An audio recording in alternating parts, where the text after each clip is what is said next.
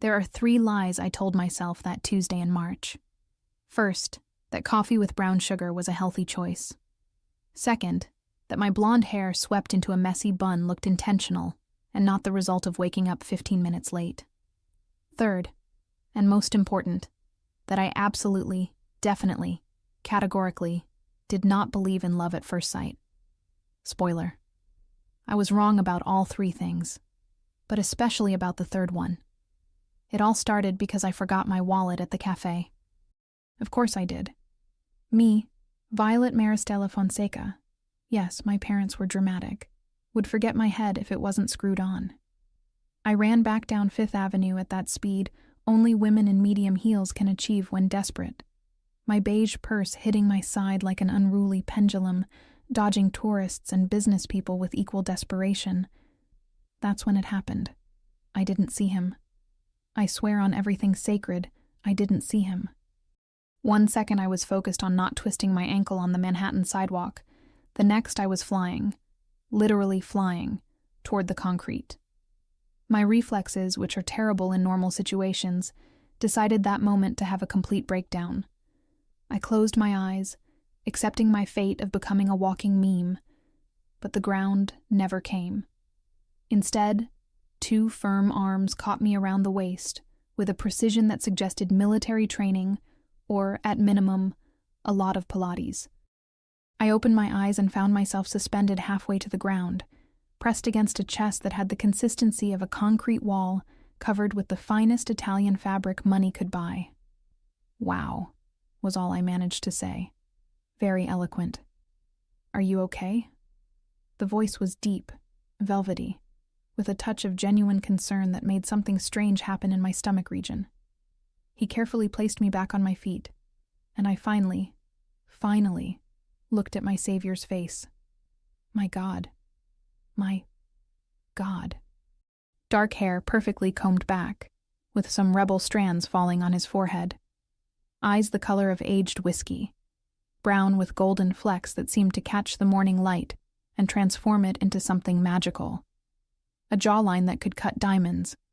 And that suit, holy heaven, that navy blue suit that fit his body as if it had been painted there by a very, very talented Renaissance artist. Yes. Thank you. Sorry. My God. Apparently, my brain had decided to go out for coffee and leave me alone with my tangled tongue. A slow smile spread across his face. A devastating smile. The kind that should be illegal within a 3-block radius of women with sensitive hearts. Maybe you should pay more attention to where you're walking, he said, but the tone was amused, not reproachful. Maybe people shouldn't stand in the middle of the sidewalk looking like magazine models, I shot back, because apparently when I'm nervous I transform into a person without filters.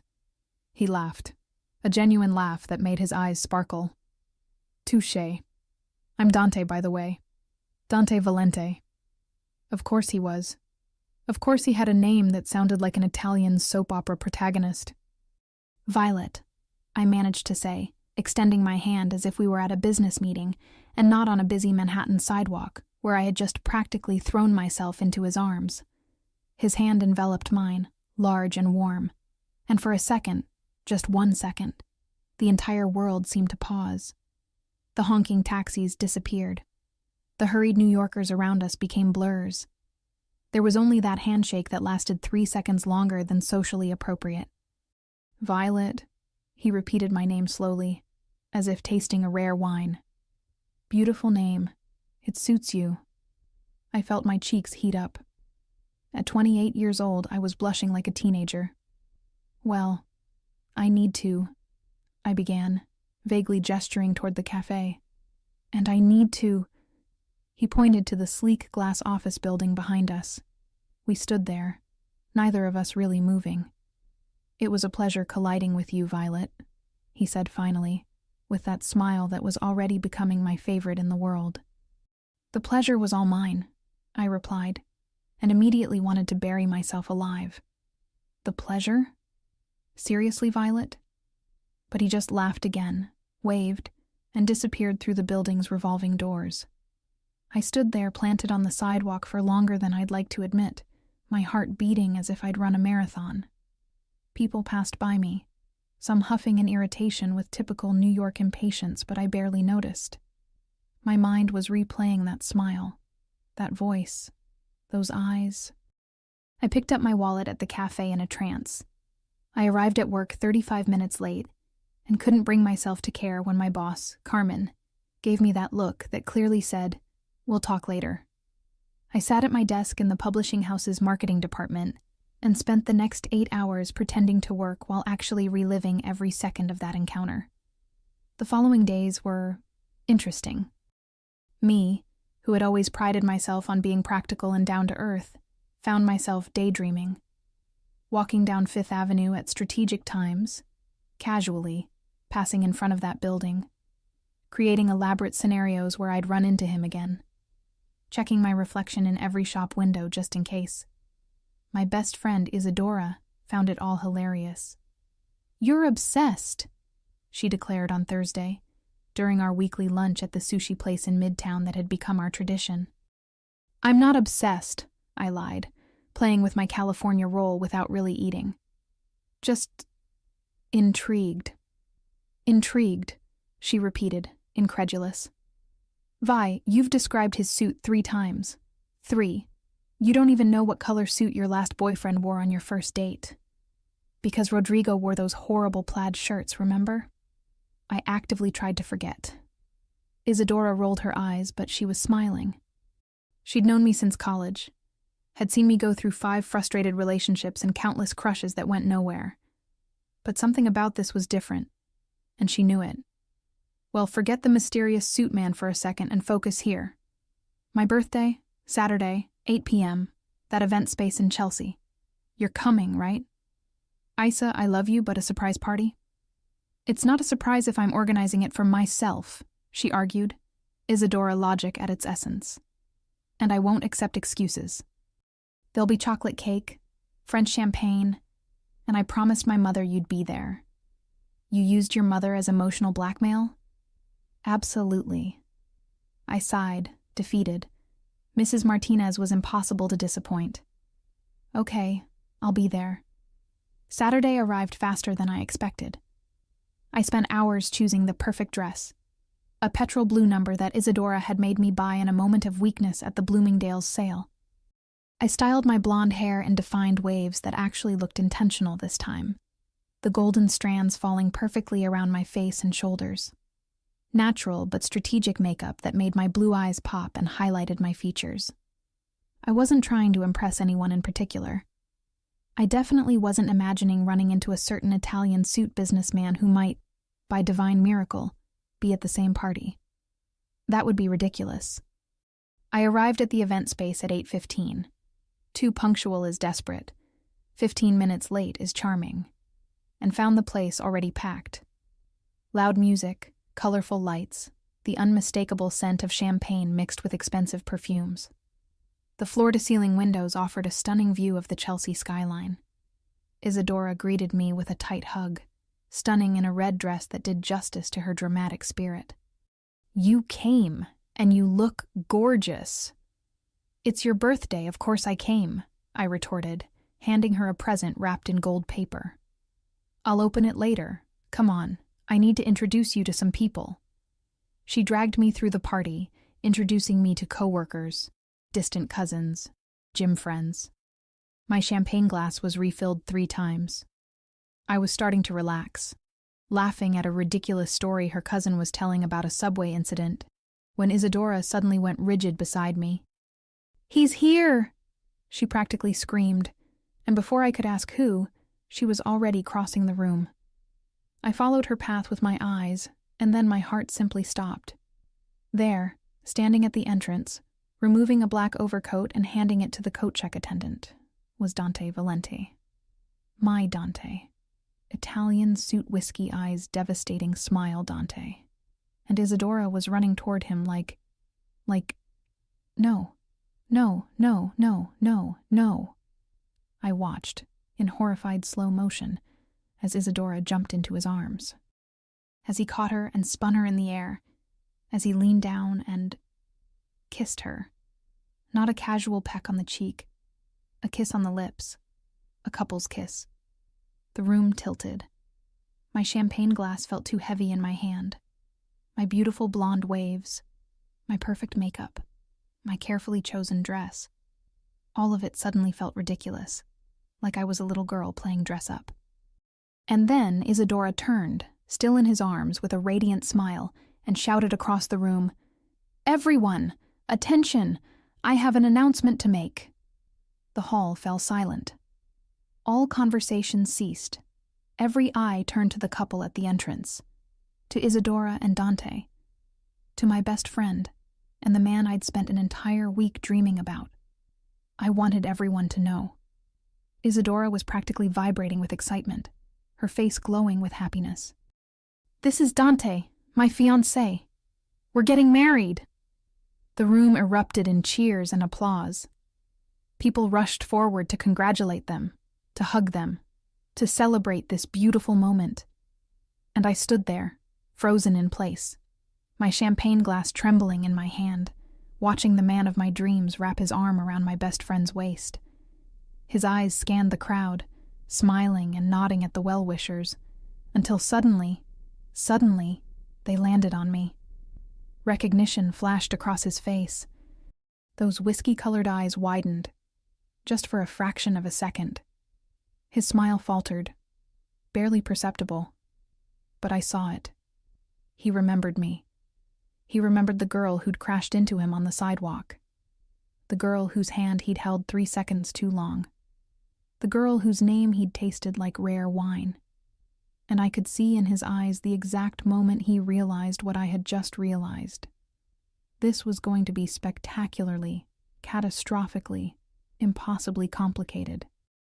Isadora, oblivious to the silent earthquake happening across the room, grabbed his hand and started pulling him toward me. "Dante, come meet my best friend. Vi, come here." I couldn't move. My feet were rooted to the floor. My brain was screaming at me to run, to hide, to fake a sudden illness and escape through the nearest exit.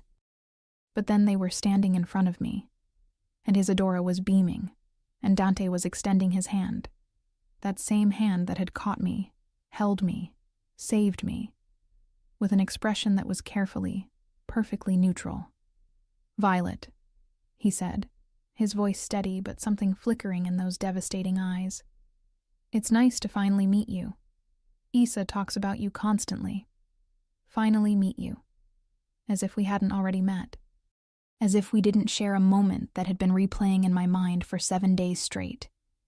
As if the air between us wasn't crackling with the weight of that unspoken collision. I took his hand, because what else could I do? His grip was firm, professional, absolutely appropriate, and absolutely nothing like the first time. "Congratulations," I managed to say, my voice coming out steadier than I felt. I looked at Isadora, my best friend since forever, glowing with happiness. "I'm so happy for you both." And the terrible, horrible, devastating truth was, I meant it. I was happy for her. And completely, utterly heartbroken for me. This was going to be a very long night. I've always considered myself a decent actress. I once convinced my boss I had food poisoning when, really, I just wanted to binge-watch a Netflix series. I smiled through my cousin's 4-hour wedding ceremony in heels that were slowly murdering my feet. I even pretended to enjoy my ex-boyfriend's experimental vegan lasagna that tasted like cardboard soaked in regret. But this was Oscar-level performance territory. "So, Violet," Dante said, his voice smooth as expensive bourbon, still holding my hand in that professionally appropriate grip that made me want to scream. "Isa tells me you work in publishing?" "Marketing department," I managed, pulling my hand back and immediately missing his warmth. Traitor hand. "And you?" "Investment banking. Mergers and acquisitions." Of course he was. Of course the universe had made him successful and devastatingly handsome and engaged to my best friend. "How fascinating," I said, in a tone that suggested I found tax audits more exciting. Isadora laughed, wrapping her arm around his waist in a gesture so natural it physically hurt to watch. "Don't let her fool you, Dante. V finds everything about money boring. She once fell asleep during a conversation about retirement plans. It was a very detailed conversation, I defended myself. And it was after lunch. Post-lunch drowsiness is real. Dante's lips twitched. I'll try to keep my merger talk to a minimum then. Appreciated. An awkward silence descended. Isadora looked between us, her smile faltering slightly.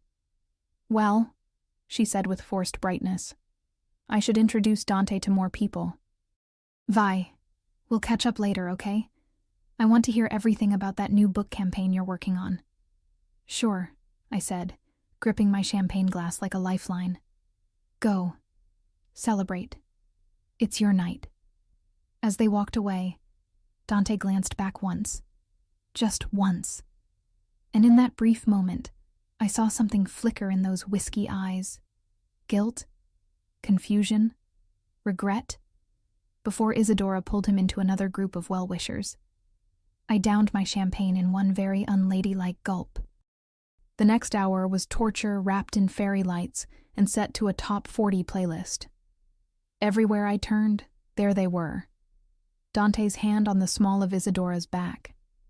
Isadora showing off her ring, a stunning emerald-cut diamond that caught the light and probably cost more than my annual salary.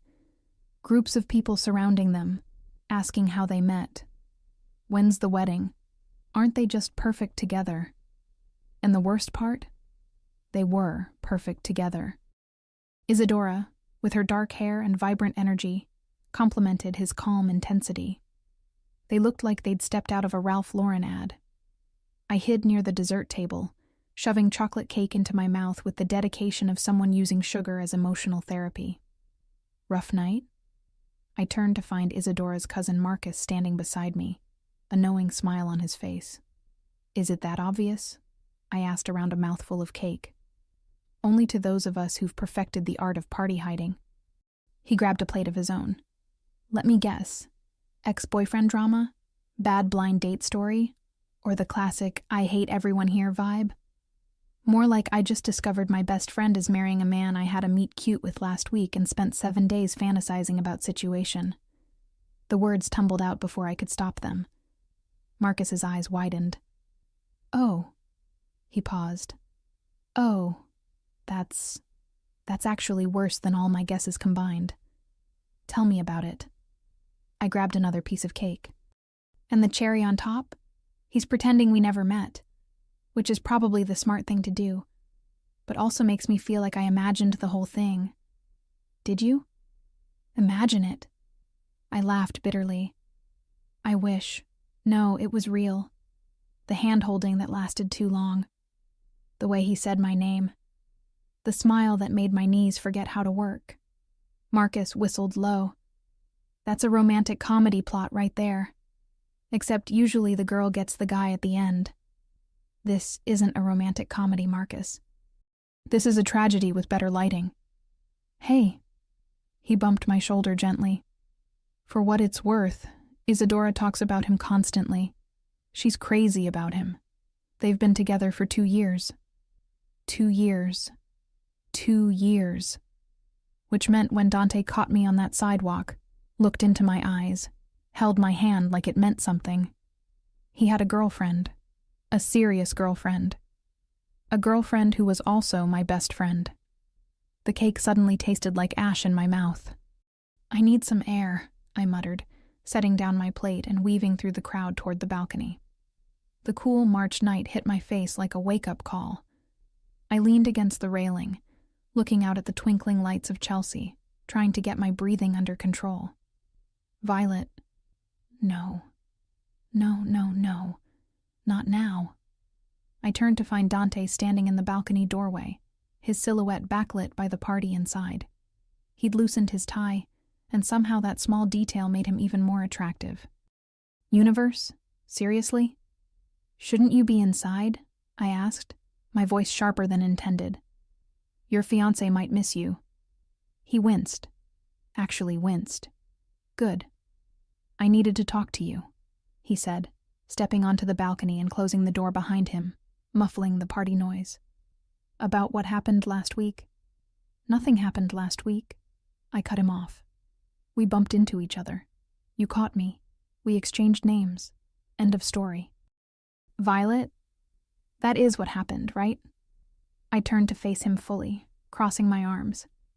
Because anything else would be wildly inappropriate given that you have a fiancé. A fiancé who happens to be my best friend since college. He ran his hand through his hair, destroying that perfect styling. I didn't know. When we met, I had no idea you were Issa's Vi. And if you had known... The question hung in the air between us. Dante stared at me, jaw tight, and I could see him wrestling with what to say, with what was safe to say. It doesn't matter, he finally said, because I'm with Issa. I love her. We're getting married. Each word was a small knife, clean, precise, devastating. Then why are you out here? I asked quietly. Why aren't you inside with the woman you love celebrating your engagement? Because...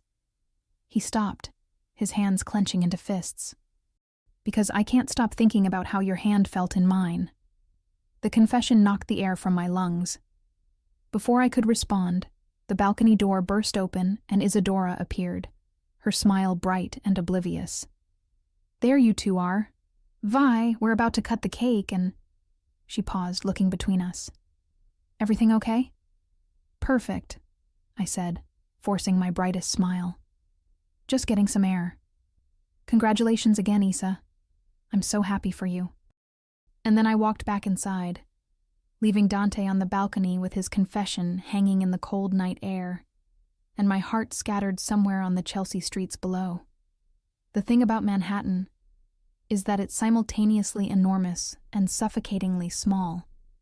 8 million people crammed into 23 square miles, yet somehow you still run into your ex at Whole Foods, or that guy who ghosted you at the gym.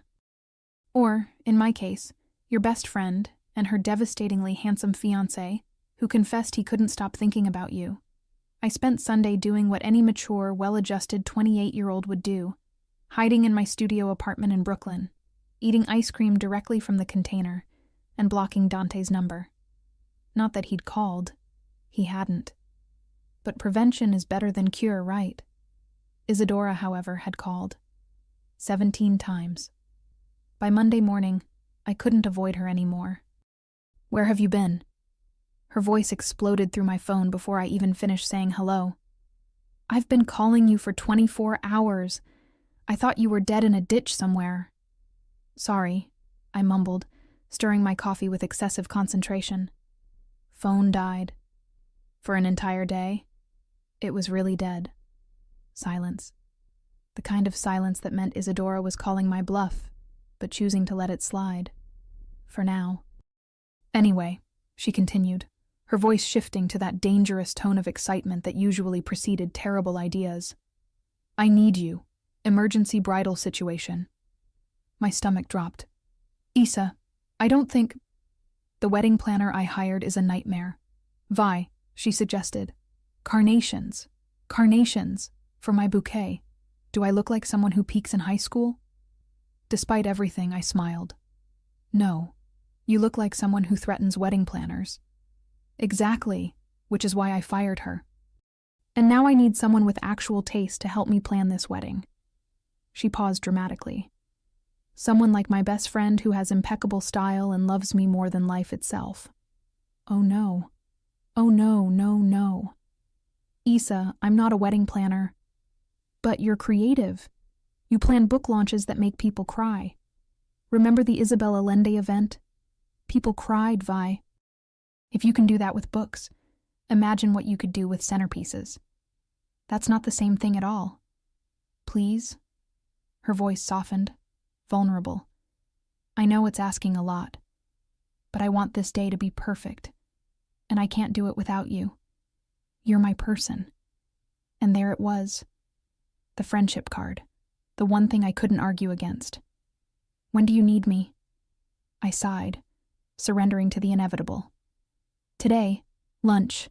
We can start with venue options. I already made a reservation at that bistro you love in Soho. My treat. 3 hours later, I found myself at La Petite Maison, sitting across from Isadora, who had somehow produced 3 enormous binders labeled "The Wedding" in glittery letters. "I may have done some preliminary research," she said, sliding the first binder toward me. "Some? Okay, extensive research. But that's what happens when you've been dreaming about your wedding since you were 12. She flipped open the first page, revealing magazine cutouts and fabric swatches. "I'm thinking garden theme, but elegant. Lots of whites and greens, maybe gold accents." "Sounds beautiful," I said, trying to focus on the pictures and not on the fact that I'd be helping plan the wedding of the man who made my heart do stupid things. "And the date," Isadora's eyes sparkled. "June 15th. I know it's only 3 months away, but Dante's parents have this gorgeous estate in Connecticut with the most incredible garden, and June is perfect for outdoor weddings and— Vi? You okay?" I realized I'd been stabbing my salad with unnecessary violence. "Fine, just really hate cucumbers." "Since when?" "Since now. Very recent development." She studied me for a moment, and I could see the wheels turning in her brilliant, observant mind. This was dangerous territory. Isadora could read me like a first-grade picture book. "You left the party early Saturday," she said carefully. "Right after I found you and Dante on the balcony." My fork clattered against the plate. I wasn't feeling well. Too much champagne. "You had 2 glasses. They were very strong glasses." "Vi." She reached across the table, grabbing my hand. "Is something wrong? You've been weird since the party. Did Dante say something to upset you?" "Yes. He said he couldn't stop thinking about how my hand felt in his, and now I can't stop thinking about it either. And I'm a terrible person for even having these feelings about your fiancé." "No," I said instead. "He was perfectly polite. Bit boring, actually. All that merger talk." I saw her face fall slightly, and guilt twisted in my chest. "He's not boring," she said defensively. "He's just reserved with new people. Once you get to know him, he's actually funny and thoughtful and—" She stopped, biting her lip. "I really want you two to get along. You're both so important to me." "We'll get along fine," I promised, hating myself for the lie. "Good, because I was thinking. You should be my maid of honor." I choked on my water. "What? Who else would it be? You're my best friend. Plus, it means you'll be paired with Dante's best man for all the wedding stuff. His name is Raphael. He's Brazilian, gorgeous, and very single." She wiggled her eyebrows suggestively. "Issa, I don't need you to set me up." "I'm not setting you up. I'm just mentioning that Raphael exists and happens to be objectively attractive. What happens with that information is entirely up to you." She grinned. "Besides, you've been single since Rodrigo, and that was 6 months ago. I'm focusing on my career. You can focus on your career and have amazing sex with a hot Brazilian." "Isadora!" She laughed, that infectious sound that reminded me why we'd been friends for a decade. "Say yes to being my maid of honor. Please? I promise minimal bridesmaid duties. Well, moderate duties. Okay, there will be duties, but I'll make them fun." Looking at her hopeful face, her joy radiating like sunlight, I couldn't say no. Even if it meant spending the next 3 months in close proximity to Dante. Even if it meant watching them exchange vows while my heart quietly shattered. Because that's what best friends do. They show up. They smile. They survive. "Yes," I said. "I'll be your maid of honor." Isadora squealed so loudly that 3 nearby tables turned to look. "This is going to be perfect." She pulled out her phone. "I'm texting Dante right now. Oh, and we should all have dinner together. You, me, Dante, and Raphael. This week?" "This week?" My voice came out strangled. "No time like the present. How's Wednesday?" Wednesday was in 2 days. 2 days to prepare myself to sit across from Dante Valente at an intimate dinner and pretend my entire world wasn't tilting sideways. "Wednesday's great," I lied. My phone buzzed. Unknown number. "Thanks for doing this for Issa. I know it's not easy. D." So he'd unblocked himself, or gotten my number from Isadora. Either way, there it was. Acknowledgement that this whole situation was a beautiful disaster. I deleted the message without responding. Avoidance might be a terrible strategy, but it was the only one I had. Wednesday arrived with the inevitability of a tax audit. I changed outfits 6 times before settling on a black wrap dress that said, "I'm sophisticated and definitely not thinking about my best friend's fiancé." I paired it with heels that were high enough to be confident but low enough to run away if necessary. The restaurant was one of those trendy Italian places in the West Village where the pasta costs $40 and comes in portions sized for Victorian children. Isadora had chosen it naturally, because she believed good ambiance solved everything. I arrived exactly on time, 7 p.m., and found Isadora and Dante already seated at a corner table. She waved enthusiastically. He looked up from his phone, and our eyes met for exactly 2 seconds before I forced myself to look away. 2 seconds. That's all it took for my pulse to forget how to behave. "Vi, you look amazing." Isadora jumped up to hug me, smelling like expensive perfume and happiness. "Raphael's running late. Something about a client call. He's in finance too. He and Dante work together." "Great," I said, sliding into the chair across from Dante. Diagonal seating. Maximum distance. Smart. "Wine?" Dante offered, already reaching for the bottle. "Please." I needed something to do with my hands besides grip the table edge. He poured with practiced ease, and I couldn't help noticing his hands. Strong, elegant. The same hands that had caught me on 5th Avenue. "Stop it, Violet." "So," Isadora beamed, oblivious to the tension thick enough to cut with a knife. "I was telling Dante about your idea for the ceremony backdrop. He loves it." I blinked.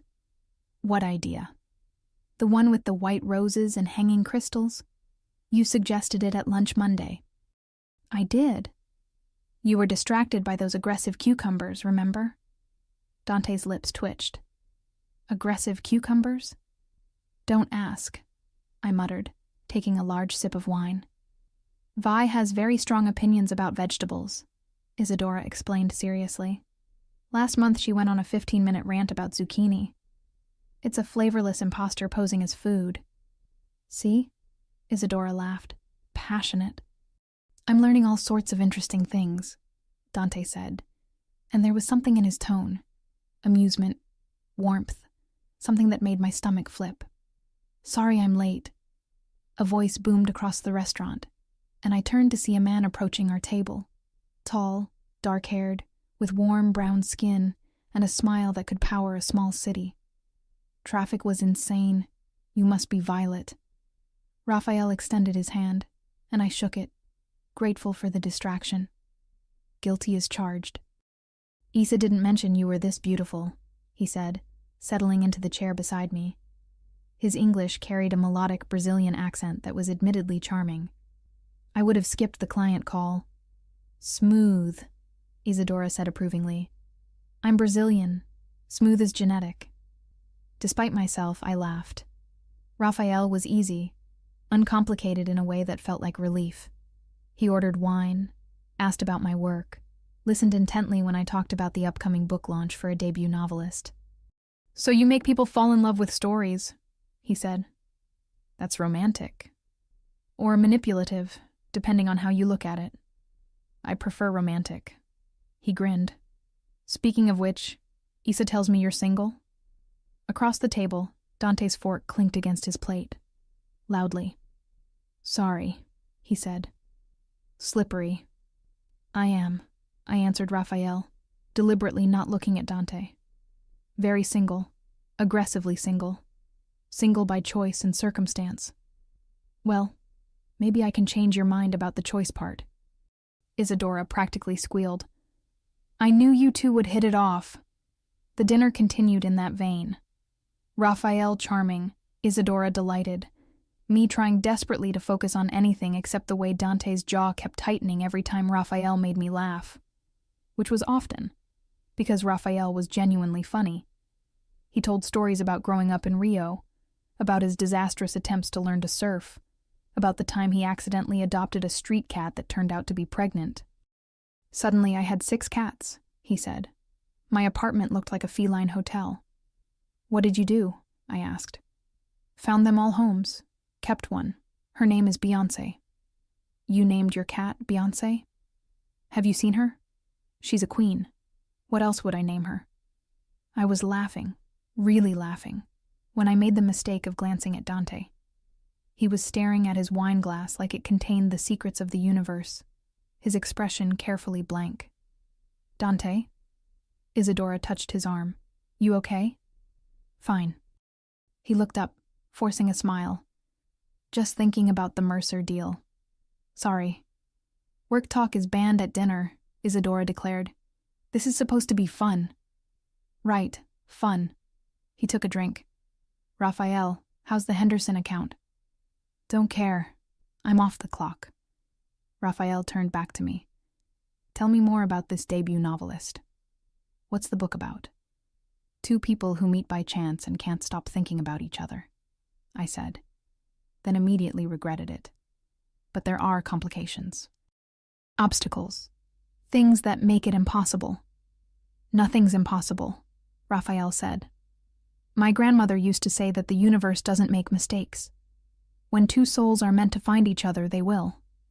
That's beautiful, Isadora sighed. I felt Dante's eyes on me, burning. When I finally met his gaze, the intensity there made breathing difficult. What do you think, Dante? Raphael asked. You believe in fate? Dante's eyes never left mine. I think sometimes the universe has a twisted sense of humor. The words hung in the air, weighted with double meaning. Isadora frowned slightly, sensing something she couldn't quite name. That's dark. Realistic, Dante corrected, finally breaking eye contact. Raphael, oblivious to the undercurrent, flagged down the waiter. Dessert? They have this incredible tiramisu. I should go, I said abruptly. Early meeting tomorrow. It's 8:30, Isadora protested. Very early meeting. Like, dawn early. I grabbed my purse. But this was lovely. Raphael, it was great meeting you. Wait. Raphael pulled out his phone. Can I get your number? Maybe we could do this again? Without the work-obsessed audience? Hey, Dante said. You know I love you, man, but you talked about mergers for 10 minutes. I rattled off my number, aware of Dante watching every digit. Raphael typed it in, grinning. I'll text you. Promise. Outside, the cool night air hit my flushed face. I was halfway down the block when I heard footsteps behind me. Violet, wait. I closed my eyes. Of course. Of course he'd followed me. Dante, I can't do this, he said. And when I turned, his carefully composed mask had cracked. I can't sit there and watch him flirt with you and pretend it doesn't kill me. You don't get to say that, I whispered. You're marrying my best friend. I know. He ran his hands through his hair. God, I know. But tell me you don't feel it too. This thing between us. I wanted to lie. Should have lied. It doesn't matter what I feel. Doesn't it? No. I stepped back. Because in 3 months you're marrying Isadora, and I'm going to stand there as her maid of honor and smile. And this, whatever this is, ends now. I turned and walked away, leaving him standing under the streetlight. My phone buzzed. Raphael. Had a great time tonight. Coffee this weekend? I stared at the message, then at the second one that appeared. Dante. I'm sorry. I responded to Raphael, ignored Dante, and tried to convince myself I was doing the right thing. Saturday morning found me at a coffee shop in Williamsburg, watching Raphael navigate through the crowded space with 2 lattes and a smile that should have made me feel something more than friendly appreciation. 1 oat milk latte for the beautiful book marketer, he said, sliding into the chair across from me. Did I mention you look stunning? You did, twice on the walk here. Just making sure you know. He took a sip of his coffee. So, tell me something real about you, not the polished dinner party version. The actual Violet. I stirred my latte, considering. I talk to fictional characters like they're real people. Sometimes I argue with them. Out loud? Only when they're being particularly stupid. I smiled. My neighbors probably think I'm insane. Raphael laughed, warm and genuine. I like insane. Insane is interesting. He leaned forward. What else? I ugly cry at romantic movies. Like, full snot sob situation. I once had to leave a theater during The Notebook because I was disturbing other patrons. Everyone cries at The Notebook. Not like I do. It's a whole production. He grinned. I want to see this. No, you really don't. We talked for 2 hours. Raphael told me about his family in Rio, his mother's insistence that he was wasting his life being single, his dream of opening a restaurant someday. He was easy to talk to, uncomplicated in a way that felt safe. Can I be honest? He asked as we walked through McCarran Park after coffee. That's usually followed by something uncomfortable, but sure. That night at dinner, there was something between you and Dante. Am I crazy? My heart stopped. What? No. He's marrying my best friend. I know.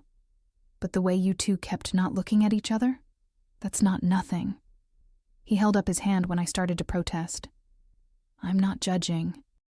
I just want to know if I'm wasting my time here. I stopped walking.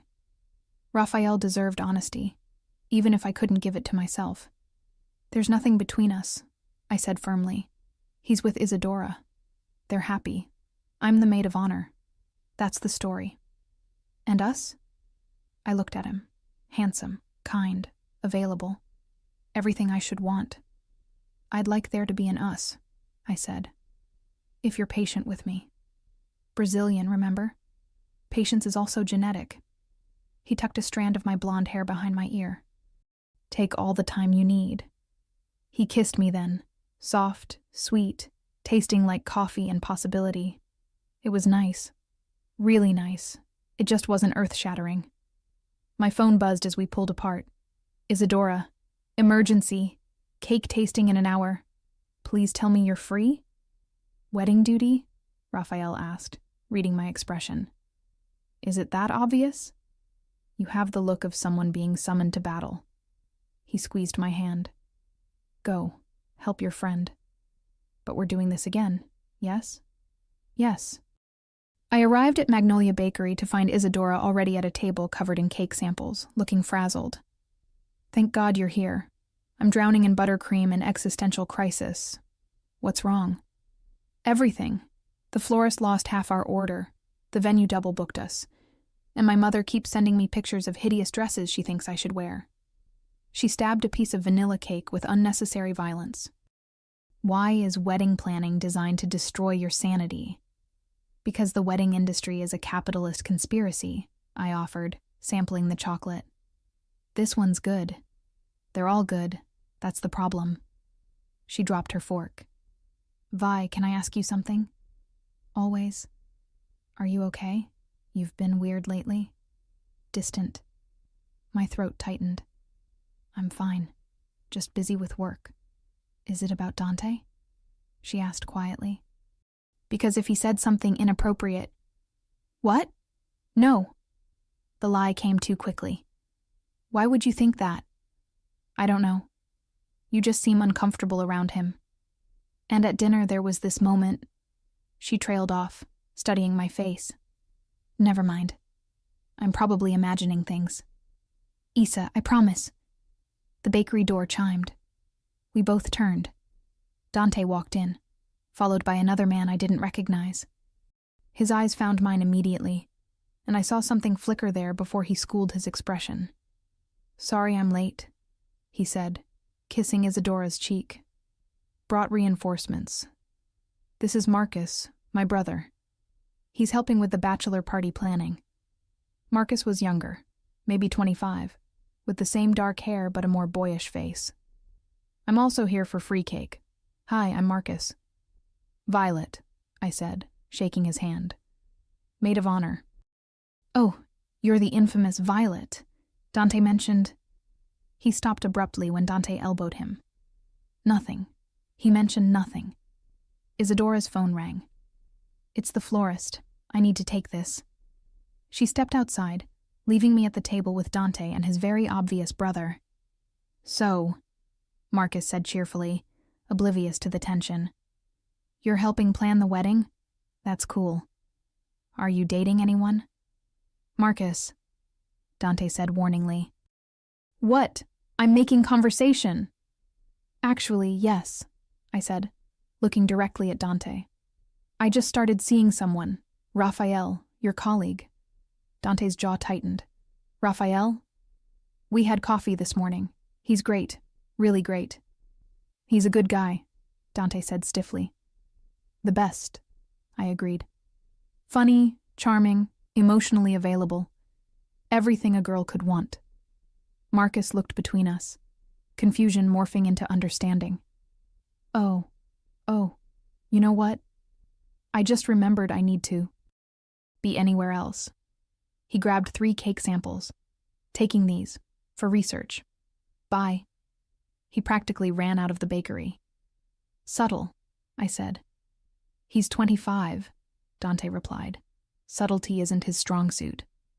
Silence fell. Outside, I could see Isadora pacing while talking on her phone, gesturing wildly. "So, Raphael." Dante's voice was carefully neutral. "So, Raphael," I echoed. "Is there a problem? Should there be? You tell me. You're the one who followed me out of a restaurant to tell me watching him flirt with me killed you." His eyes flashed. "And you're the one who told me this ends now." "It does." "Then why does it feel like it's just beginning?" The words hit like a punch. Before I could respond, Isadora burst back in, phone still pressed to her ear. "Violet, I need you to come to the venue with me tomorrow. The coordinator is useless." She covered the phone. "Can you do 2 p.m.? "Of course," I managed. "Great. Dante, you too. We need to finalize the layout." She went back to her call, disappearing into the corner. Dante looked at me. Tomorrow, alone at a wedding venue, with the man I was desperately trying not to think about. "This should be fun," he said dryly. "Loads," I agreed. My phone buzzed. "Raphael, can't stop thinking about that kiss. Dinner tomorrow night?" I typed back. "Would love to." When I looked up, Dante was staring at my phone screen, his expression unreadable. "Happy for you," he said. "Are you?" He stood, leaving money for the cake on the table. "I'll see you tomorrow, Violet. 2 p.m. Try not to be late." He walked out without looking back. I sat there surrounded by half-eaten cake samples, my phone showing Raphael's happy text, and my heart doing complicated things it had no business doing. Tomorrow. A wedding venue. With Dante. What could possibly go wrong? Sunday arrived with threatening clouds and a text from Isadora at 1:47 p.m. "Emergency at Mom's. Pipe burst. Total chaos. Can you and Dante handle the venue walkthrough without me? Please? I trust you both. XO." I stared at my phone, watching the 3 dots appear and disappear as she typed another message. "P.S. Take lots of pictures. And be nice to each other. Be nice to each other." As if that was the problem. I arrived at the Connecticut estate at exactly 2 p.m. because apparently I hate myself. The property was stunning. Rolling green lawns, a white gazebo straight out of a romance novel, gardens that belonged in a magazine spread, the kind of place where fairy tales came true. Or where they went to die. Depending on your perspective. Dante's black Mercedes was already in the circular driveway. Of course he was early. Probably been here since noon, planning mergers and acquisitions in his head. I found him standing near the gazebo, hands in his pockets, staring at the garden. He ditched the suit for jeans and a gray Henley that should be illegal on someone who already looked like that. His hair was slightly messy, as if he'd been running his hands through it. "Isadora?" he asked without turning around. "Plumbing emergency." Of course. He finally looked at me, and something in his expression made my breath catch. So it's just us. Looks like it. Thunder rumbled overhead. The clouds had darkened considerably. We should make this quick, I said, pulling out my phone to take notes. The coordinator said we need to finalize the ceremony setup, cocktail hour layout, and reception placement. Ever the professional. Someone has to be. We walked through the gardens in tense silence, occasionally stopping so I could take pictures. The venue was perfect, almost aggressively perfect. White roses climbing trellises, stone pathways winding through manicured lawns, that gazebo positioned to catch the sunset. This is where we'll do the ceremony, Dante said, standing in the center of the gazebo. Issa wants me here, the officiant there, guests in white chairs facing this direction. I took pictures, trying not to imagine him standing here in a tuxedo, waiting for my best friend to walk down the aisle, trying not to imagine what that would feel like to watch. And the reception? The tent goes there. He pointed to a flat area near the main house. Dancing in the center, tables around the perimeter. Bar in the corner. Did you memorize the floor plan? I pay attention to things that matter. The way he said it, looking directly at me, made my heart stutter. We should check the indoor backup option, I said quickly, in case of rain. As if on cue, the sky opened up. Not a gentle spring rain, a full deluge, the kind that drenches you in seconds. We ran for the nearest building, a small guest house at the edge of the property, and burst through the door just as lightning split the sky. So much for checking the indoor option, Dante said, dripping water onto the hardwood floor. I was soaked. My white blouse had become unfortunately transparent, my hair plastered to my face, mascara probably running. I looked like a drowned cat. Dante, naturally, looked like he'd stepped out of a cologne ad. Water droplets on his Henley, hair wet and falling over his forehead. Unfair. There should be towels in here, he said, disappearing into another room. He returned with 2 fluffy white towels and a Stanford hoodie. Here, you're shivering. I'm fine. Violet, you're literally shaking. Take the hoodie. I grabbed it, turning my back to peel off my wet blouse and pull on the hoodie. It smelled like him, cedar and something expensive. I tried not to think about how that made me feel. When I turned around, Dante had changed into a dry t-shirt he'd apparently found somewhere. We stood there in the small living room, the storm raging outside, and suddenly the space felt impossibly small. So, I said, breaking the silence, hell of a walkthrough. Memorable. That's one word for it. He moved to the window, watching the rain. Violet, we need to talk. No, we really don't. Yes, we do. He turned to face me. Because in 3 months, I'm marrying your best friend, and you're going to be standing there as her maid of honor. And this, he gestured between us. Whatever this is, we need to figure it out. There's nothing to figure out. You're with Isadora. I'm seeing Raphael. End of story. Are you? He took a step closer. Seeing Raphael? Or using him as a shield? That's not fair. None of this is fair. His voice rose, frustration finally breaking through that controlled exterior. You think this is easy for me? Do you have any idea what it's like being in the same room as you and pretending I don't?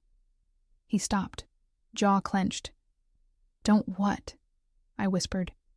He closed the distance between us in 2 strides. Don't want to know everything about you. Don't wonder what you're thinking. Don't remember exactly how you felt in my arms on that sidewalk. Dante, I'm in love with Isadora, he continued, and the words were like shards of glass. I am. She's incredible.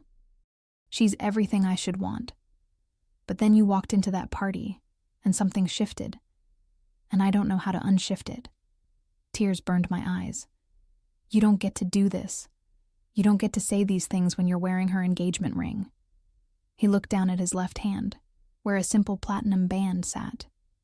I know. Then why are you? Because I can't stand the thought of you with Raphael. The confession exploded out of him. Because watching you light up when he texts makes me insane. Because that kiss you two shared in the park, yes, I know about it, he told me, has been playing in my head on loop. And it's killing me. I stepped back, hitting the wall. You don't get to be jealous. You're marrying her. I know. Then act like it. I'm trying. He slammed his hand against the wall beside my head, not threatening, just desperate. God, Violet, I'm trying. But it's like trying not to breathe. You're in every thought, every moment. I go to sleep thinking about you. I wake up thinking about you. And I hate it because I love Isadora, and this is killing me. We were inches apart now, his breath coming hard, my heart thundering so loud I was sure he could hear it. What do you want from me? I asked, my voice breaking. He stared at me, conflict warring across his features. I want you to tell me you don't feel it too. Tell me I'm alone in this. I should have lied. Should have protected us both. Protected Isadora. I can't, I whispered. Because I do feel it. Every second of every day. His eyes darkened. The air between us became electric, charged with everything unsaid, everything impossible. He leaned in, his hand coming up to cup my face, and I knew he was going to kiss me, and I was going to let him. The door burst open. Good news, a cheerful voice called out. The pipe is fixed and oh. Isadora stood in the doorway, rain-soaked and grinning, holding takeout bags. Behind her stood Raphael, equally wet, his smile faltering as he took in the scene. Us, nearly kissing, wearing each other's clothes. The silence was deafening. We brought lunch, Isadora said slowly, her smile fading as she looked between us. But maybe we should have called first. Dante stepped back from me so fast he nearly tripped. Isa, we were just caught in the rain, I finished lamely. Getting dry. Raphael's eyes were sharp, missing nothing. Looks cozy. It's not, I started. How much did you see? Dante asked quietly. Isadora set down the bag slowly. See what exactly? And there it was, the moment where everything could either be explained away or explode into truth. I looked at Dante. He looked at me, and neither of us knew what to say. The silence stretched like taffy, pulling and pulling until it threatened to snap. Isadora's eyes moved between us. Dante pressed against the wall, me in his Stanford hoodie, the charged air practically visible. Her expression shifted from confusion to something worse. Understanding. You know what? Raphael said, his voice tight. I'm going to wait in the car. He turned to leave, then stopped, looking at me. Actually, Violet, can we talk? Outside? It wasn't really a question. I followed him onto the covered porch, leaving Dante and Isadora inside. Through the window, I could see them standing apart, not touching, and somehow that looked more intimate than if they'd been embracing. Raphael leaned against the railing, rain pouring beyond the overhang. So, that looked intense.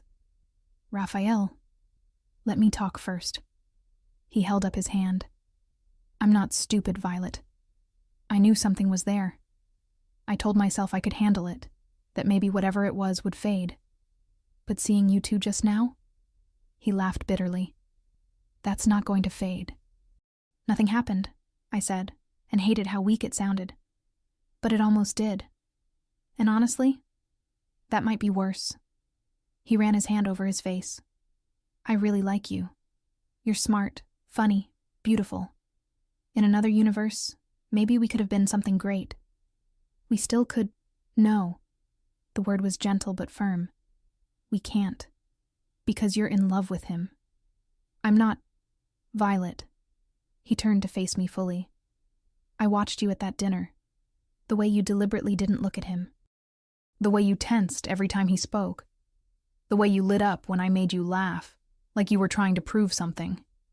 He smiled sadly. I was convenient. A way to pretend you didn't want what you actually want. Tears spilled over. I'm sorry. Don't be. You can't help who you love. He moved toward the steps. But he's marrying your best friend. So figure out what you're going to do about that." He walked into the rain without looking back. I stood there, crying openly now, when the door opened behind me. "Violet." Isadora's voice was small, uncertain. Nothing like my confident, vibrant best friend. I turned, wiping my face. "Isa, is it true?" She wrapped her arms around herself. "What Raphael said. Are you in love with Dante?" Every instinct screamed to lie, to protect her, to protect our friendship. But I was so tired of lying. "I don't know," I whispered. "Maybe. I don't know anymore." Her face crumpled. "How long?" "Since that day on the sidewalk, a week before your party. We didn't know, Isa, I swear. We had no idea we were connected through you. But you knew at the party. And you didn't tell me. What was I supposed to say? Congratulations on your engagement, by the way. I met your fiancé first and can't stop thinking about him." "Yes." Her voice rose. "You were supposed to tell me because you're my best friend. Because we tell each other everything." "You were so happy," I said helplessly. "I couldn't destroy that. So you decided to destroy it slowly instead?" Tears streamed down her face. "Every wedding planning session, every dinner, every time you looked at him, you were lying to me. I was trying to do the right thing. By falling in love with my fiancé?" She laughed, broken and awful. "Some right thing. I didn't mean to. I tried to stop it, tried to ignore it, tried dating Raphael." "Oh, using Raphael. That's healthy." She shook her head. "And Dante? Does he feel the same way?" I couldn't speak, couldn't betray him like that. "Your silence is an answer." Isadora stepped back. "I need to talk to him, alone. Can you do that? Can you give me 5 minutes with the man I'm supposed to marry without hovering?" The words cut like knives. I nodded and walked down the porch steps into the rain. Inside, through the window, I watched them talk. Watched Isadora's hands move expressively. Watched Dante's head drop. Watched her pull off her engagement ring and hold it out to him. Watched him refuse to take it. Watched her force it into his hand anyway. Then she burst out the door, keys in hand, running to her car. I tried to follow, but she held up her hand. "Don't," she choked out. "I can't look at you right now." She drove away, taillights disappearing into the storm. I stood in the rain, completely numb, until Dante appeared on the porch. "She ended it," he said, his voice hollow. "She gave me back the ring and ended it." "What did you tell her?" "The truth." He looked at me, and his eyes were devastated. "That I developed feelings for you. That I tried to fight them. That I failed." "Did you tell her you love her?" "I did. Because I do love her, Violet. I really do. Just not the way you're supposed to love someone you marry." He flinched. "She deserves better than someone who can't stop thinking about another woman." I walked up the steps, standing across from him. "What now? Now I've destroyed my relationship and ruined yours with your best friend." He held up the ring, letting it catch the fading light.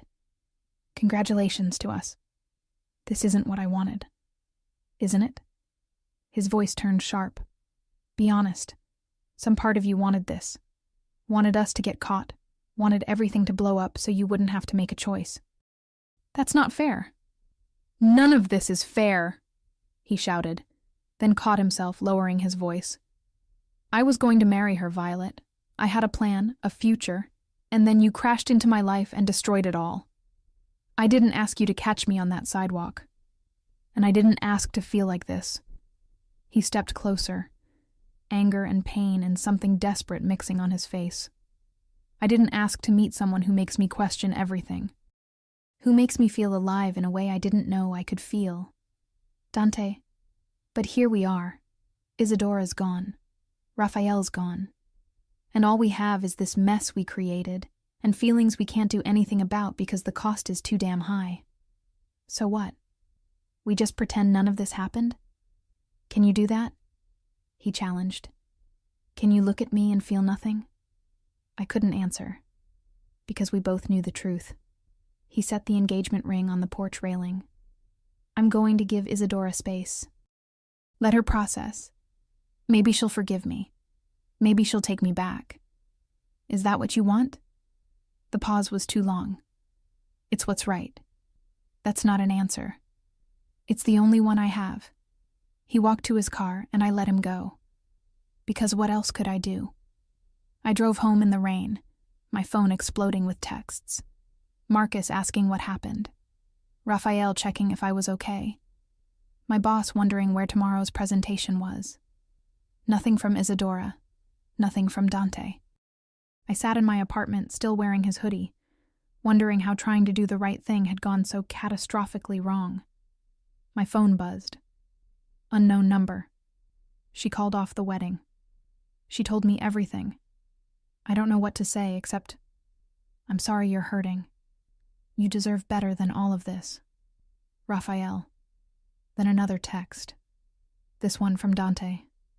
I'm sorry for what I said. None of this is your fault. It's mine. I should have stayed away from the beginning. I should have been stronger. And finally, hours later, one from Isadora. I need time. Please respect that. Don't call. Don't text. Just let me breathe. I sent back a single word. Okay. Then I turned off my phone, curled up in Dante's hoodie that still smelled like him, and cried until there was nothing left. 3 months later. The thing about heartbreak is that it doesn't kill you. You wake up every morning expecting not to, but you do. And slowly, painfully, you learn to breathe again. I hadn't spoken to Dante since that day in Connecticut, hadn't seen him, hadn't allowed myself to even Google his name at 2 a.m. when insomnia and wine made terrible decisions seem reasonable. Isadora and I had coffee twice. Awkward, stilted conversations where we both tried too hard. She was seeing a therapist, working through betrayal and grief. She was also seeing someone new, a kind architect named Thomas who made her laugh. Really laugh, in a way that seemed lighter than before. I'm not angry anymore, she told me at our last coffee meeting. I was furious. But my therapist helped me see that you didn't steal Dante from me. The relationship was already wrong, we just didn't see it. Isa, let me finish. She stirred her latte. Dante and I loved each other. But we were building a life based on what looked good on paper, not on what felt right in our hearts.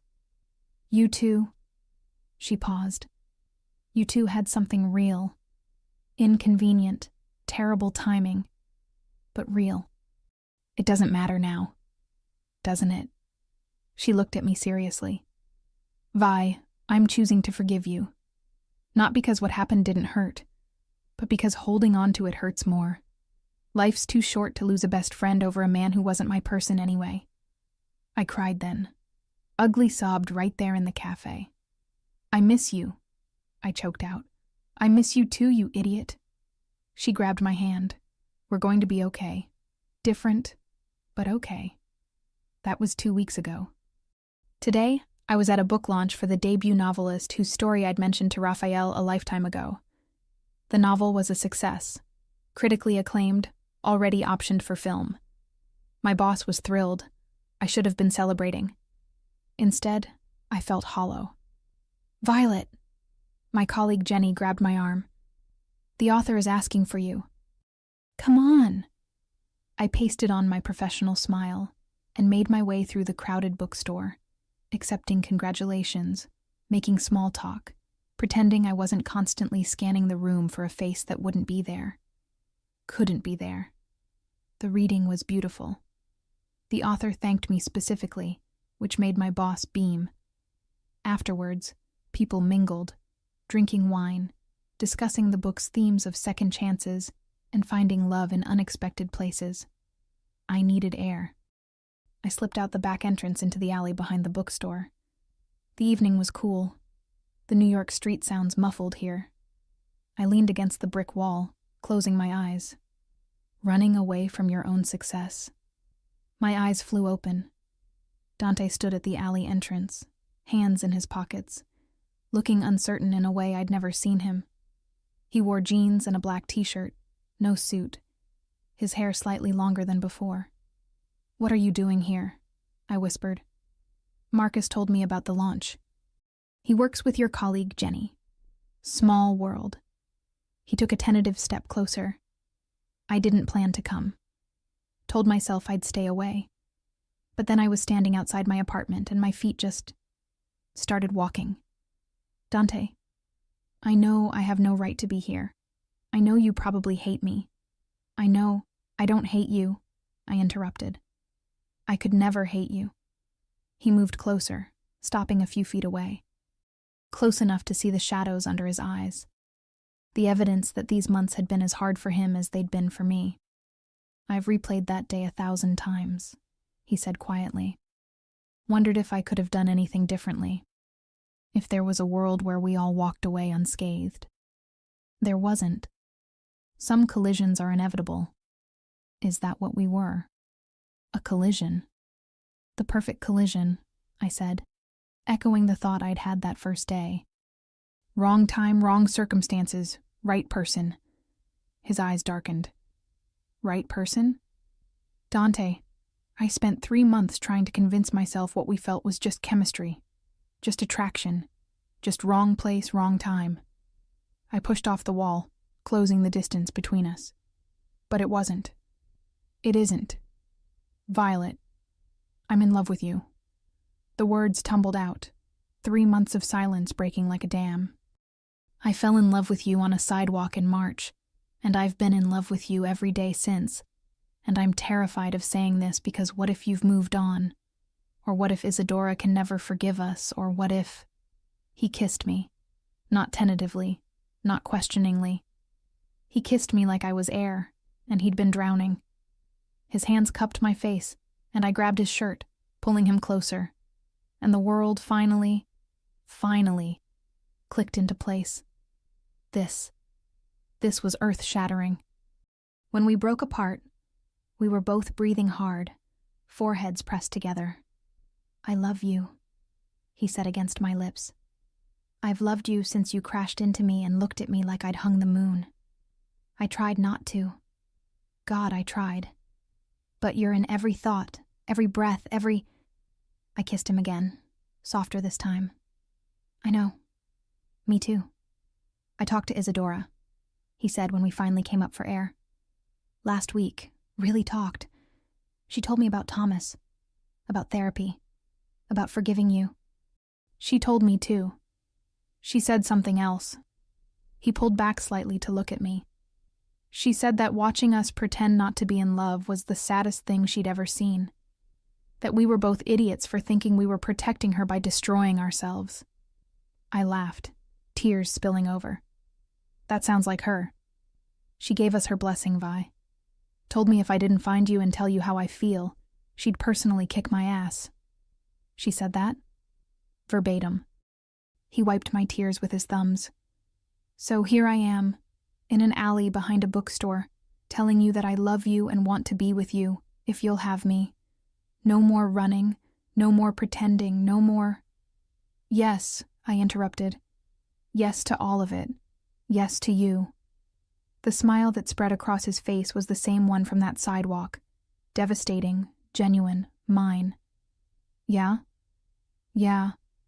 He picked me up and spun me, right there in that alley, and I laughed, really laughed, for the first time in months. Inside, I heard Jenny calling my name. The party was still going. My success was still waiting. I should go back in, I said reluctantly. I'll wait. He set me down but didn't let go. I'm good at waiting. I've been doing it for 3 months. Or, I bit my lip. You could come with me. Meet everyone. Be my date. Are you sure? I've never been more sure of anything. We walked back into the bookstore hand in hand. People noticed. People whispered. But when I looked at Dante, saw the pride and love in his eyes, I didn't care. Later, after the party ended and we walked through New York streets, I asked the question that had been nagging me. Do you ever regret it? That day on the sidewalk? He stopped, turning to face me under a streetlight. Not for a single second. You know why? Why? Because yes, it was complicated. Yes, people got hurt. Yes, we took the long, painful route. He pulled me close. But we got here. To this moment. To us. And I'd crash into you 1,000 times. In 1,000 different lifetimes if it meant ending up here. I kissed him then, on a Manhattan sidewalk. Cars honking around us. The city alive and chaotic and perfect. So what now? I asked when we finally started walking again. Now, we take it one day at a time. We rebuild trust. We let Isadora heal. We figure out how to do this right. Together? He squeezed my hand. Together. And for the first time since that March morning, the universe felt aligned. The collision was complete. The pieces had fallen. And somehow, impossibly, everything was exactly where it needed to be. 1 year later, the coffee shop on Fifth Avenue had become our place. Same corner table, same order. Oat milk latte for me, black coffee for Dante. Every Tuesday morning before work, without fail. You're staring, I said, not looking up from my manuscript notes. I'm admiring, Dante corrected, reaching across to steal a sip of my latte. There's a difference. Admiring my editing skills. Admiring how beautiful you look when you're concentrating. He grinned at my blush. Still works after a year. A year. 12 months of learning each other's rhythms, of Sunday morning pancakes and midnight conversations, of building something real and lasting. My phone buzzed. A photo from Isadora, her and Thomas on a beach in Greece, both grinning, her hand showing off a stunning sapphire engagement ring. He proposed, and before you panic, I'm happy, really truly happy. Double date when we're back. Miss you both. XO. I showed Dante the photo. His smile was genuine, relieved. She looks radiant. She is. I typed back. Congratulations. Yes to double date. Love you. Things with Isadora had healed slowly but surely. Monthly coffee dates had turned into dinners with our partners, shared laughter replacing the awkward silences. She'd been right. We were different, but we were okay. Oh, I almost forgot, Dante said, pulling an envelope from his bag. Raphael sent this. Inside was a wedding invitation. Raphael was marrying someone he'd met in Rio, a woman whose smile in the photo was radiant. The note read, "Thank you for teaching me to wait for the right person. Found her. Hope you two are happy. You deserve it." We should send a gift, I said softly. Already ordered. Vintage wine. The good stuff. I looked at the man across from me. The one who'd caught me on a sidewalk, who'd fought against loving me, who'd chosen me anyway. Have I told you today that I love you? Twice. But I never get tired of hearing it. He stood, pulling me up with him. Come on, we'll be late. For what? You'll see. 10 minutes later, we stood on the exact spot where we'd first met. The sidewalk on Fifth Avenue, busy with morning commuters, the same coffee shop behind us. Why are we here? I asked. Dante took my hands. Because a year ago, you crashed into my life and changed everything. And I wanted to be here, in this spot, to ask you something. My heart started racing. He pulled a small velvet box from his pocket and my breath stopped. Violet Maristella Fonseca, you are the most stubborn, beautiful, book-obsessed woman I've ever met. You make me laugh. You challenge me. You make every day an adventure. He opened the box, revealing a simple, perfect diamond ring. I don't want to spend another day without you being mine. Will you marry me? Tears streamed down my face. People around us had stopped, watching, waiting. Yes, I whispered. Then louder. Yes. He slid the ring on my finger and kissed me, and the crowd that had gathered erupted in applause. Someone whistled. A kid yelled, "Finally." When we broke apart, Dante was grinning. So, same spot, better outcome? The best outcome. I looked at the ring, then at him. Though technically, the first collision had a pretty good outcome too. I mean, it led to this. Always the romantic. You love it. I love you, he corrected, pulling me close as the New York morning rushed around us. And there, on that same sidewalk where everything began, where I'd crashed into destiny wearing too high heels and carrying too much baggage, I finally understood. Some collisions aren't accidents. They're fate wearing an Italian suit, waiting to catch you when you fall. The end.